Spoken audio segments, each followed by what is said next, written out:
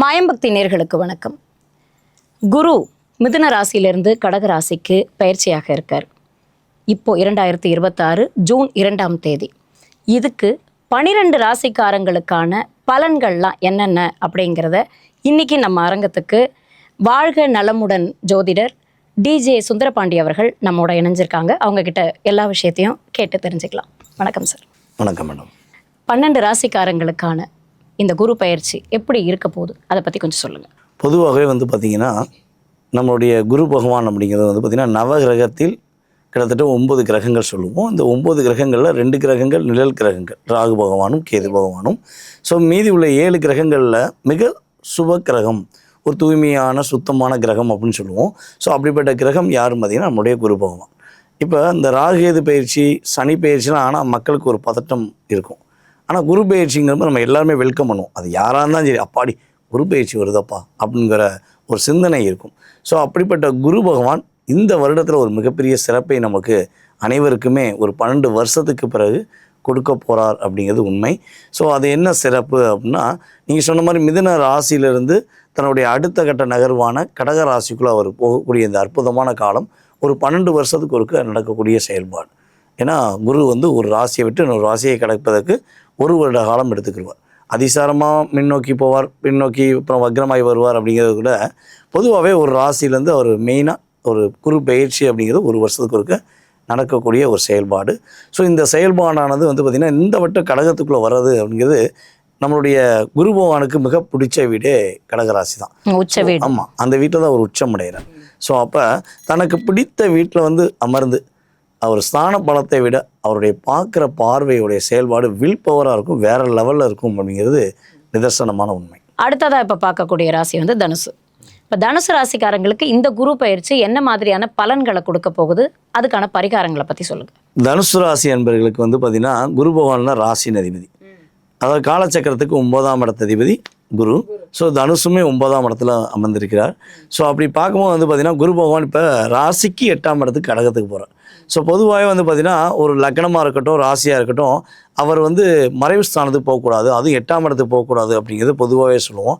ஆனால் இது கொஞ்சம் விதிவிலக்கு அப்படின்னு சொல்லக்கூடிய செயல்பாடில் நம்ம தனுசு ராசிக்கு மட்டும் குரு 8ஆம் இடத்துக்கு போகிறது சிறப்பு. ஆமாம், ஏன்னா அங்கே தான் அவருக்கு பிடிச்ச வீடு. அவர் அந்த 8ஆம் இடத்துக்கு போன பிறகு தான் தனுசு ராசிக்காரங்களை ஒரு மிகப்பெரிய மாற்றத்தை கொடுக்கக்கூடிய விஷயங்களை நம்முடைய குரு பகவான் செயல்படுத்த போகிறார். மறைவு ஸ்தானத்தில் இருந்தாலும் நல்லதுன்னா அது தனுசுக்கு மட்டும்தான். ஆமாம், தனுசுக்கு ஒரு அற்புதத்தை கொடுக்கக்கூடிய சூழ்நிலை உண்டு. ஸோ அப்படி பார்க்கும்போது பார்த்திங்கன்னா பொதுவாகவே நம்ம பிரைம் மினிஸ்டராக இருக்கட்டும், நம்முடைய சீஃப் மினிஸ்டராக இருக்கட்டும், நம்முடைய உயர் குடியரசுத் தலைவராக இருக்கட்டும், ஸோ இவங்களுக்கெல்லாம் பார்த்திங்கன்னா எப்பொழுதுமே ஒரு பாதுகாப்பு உண்டு.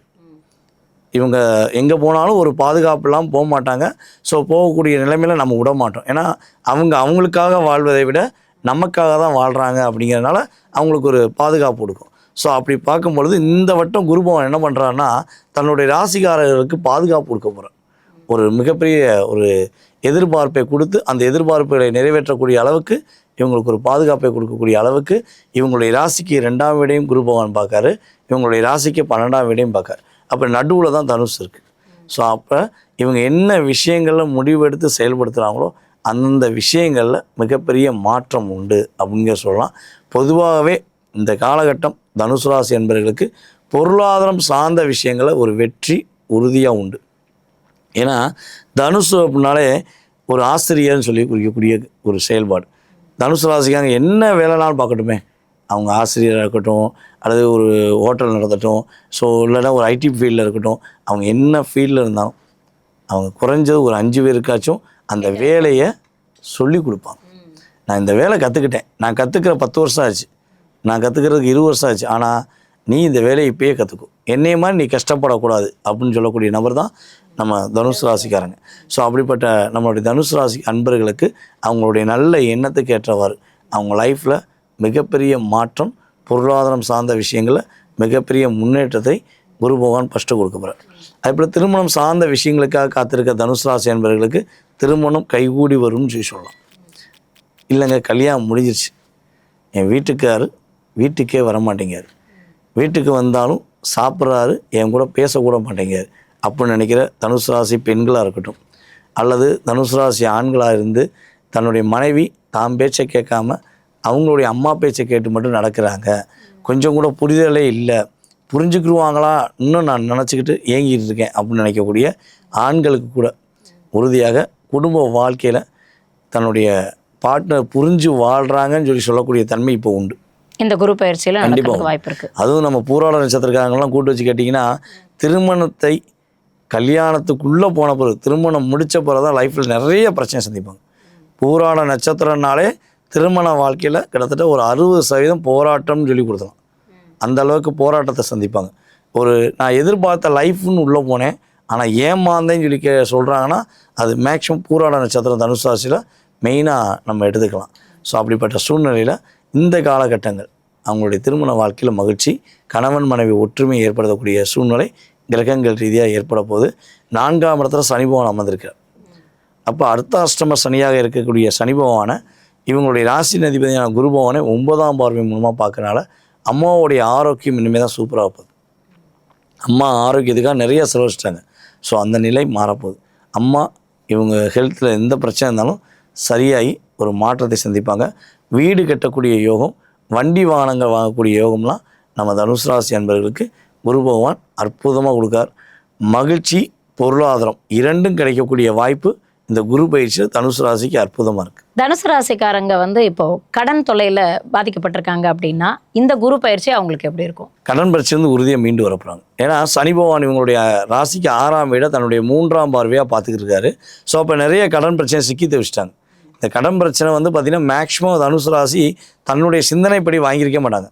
இவங்க உறவுகள் யாராச்சும் நீ செய்ய, உன்னால் முடியும்ல, நான் உனக்கு உதவி செய்கிறேன், நீ பார்த்துக்கோ, நீ கடன் வாங்கு, அதெல்லாம் பிரச்சனை கிடையாதுன்னு இவங்களை உசுப்பேற்றி விட்டு தான் கடன் வாங்க வச்சுருப்பாங்க. ஸோ மற்றவர்களுடைய வார்த்தைகளை நம்பி நிறைய கடன் பிரச்சனை சிக்கிட்டாங்க. வேலையிலையும் பிரச்சனையை சந்திச்சிருப்பாங்க. ஸோ அந்த நிலை சனி பகவானுடைய தாக்கத்தை குரு பகவான் பார்வை மூலமாக ஆட்டோமேட்டிக்காக கண்ட்ரோல் பண்ணி கடன் பிரச்சனை மீண்டு வர போகிறாங்கன்னு சொல்லி உறுதியாக சொல்லலாம். படிப்படியாக கடனை அடைத்து கடன் இல்லாத வாழ்க்கையை வாழக்கூடிய அமைப்பு குரு பகவான் கொடுப்பார். ஓகே, இவங்களுக்கான பரிகாரம், இவங்க போக வேண்டிய கோவில்? நம்மளுடைய தனுசு ராசி அன்பர்கள் பார்த்திங்கன்னா குலதெய்வத்தை பிடிச்சிக்கணும். நீ தான் எனக்கு உறுதுணைன்னு சொல்லி குலதெய்வத்தை வழிபாடு செய்வது சூப்பராக இருக்கும். அதே போல் இவங்க பார்த்திங்கன்னா 8ஆம் இடத்துல குரு பகவான் போகிறனால நவகிரகத்தில் உள்ள குரு பகவானை ஒவ்வொரு வியாழக்கிழமையும் மாதத்துக்கு ஒரு தடவையாச்சும் போய் மனசார ஐயா வந்துட்டம்பா அப்படின்னு சொல்லி வெல்கம் பண்ணிட்டு வந்தால் மட்டும் போதும். ஆட்டோமேட்டிக்காக இவங்களுடைய வாழ்க்கை சூப்பராக இருக்கும்.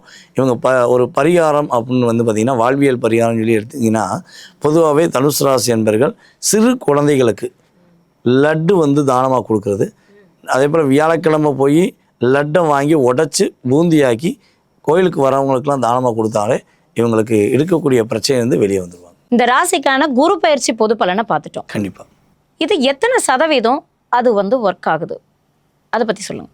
பொதுவாகவே பார்த்திங்கன்னா நம்ம நிறைய மாற்றம் வரும், நிறைய முன்னேற்றம் வரும். உங்களுக்கு வீடு கிடைக்க போகுது, வண்டி வாகனம் வாங்க போகிறீங்க, வீடு கட்ட போகிறீங்க. ஸோ நம்ம ஏதாவது சொல்கிறோம் அப்படின்னா கிட்டத்தட்ட பார்த்திங்கன்னா இது பொது பலன், குரு பயிற்சிக்கான பொது பலன் சொல்லி சொல்லும்போது 20-30% ஒரு மாற்றம் உண்டு. எல்லா விஷயமும் அப்படியே கிடச்சிருமா, இவங்க எதிர்பார்த்தது எல்லாமே அப்படியே கிடச்சிருமான்னா அதுக்கு அவங்க சுய ஜாதகம் வலிமையாக இருக்கும். இப்போ ஒரு சில பேருக்கு பார்த்திங்கன்னா குரு திசை ஓடும், சில பேருக்கு சூரிய திசை ஓடும், சில பேருக்கு பார்த்திங்கன்னா செவ்வாய் திசை, ராகு திசை, ஸோ கிரகங்களுடைய சுக்கிர திசை கூட ஓடலாம்.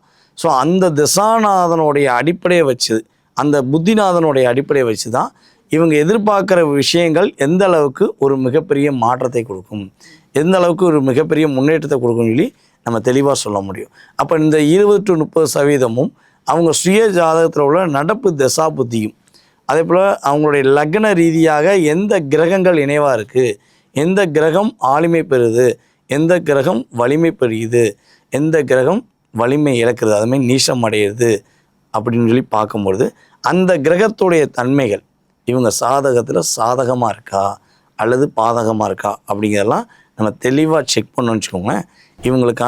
இவங்க எதிர்பார்ப்புக்கான அத்தனை விதமான கேள்விகளுக்குமே நம்ம உறுதியாக தெளிவாக பதில் சொல்ல முடியுங்கிறது கணக்கு.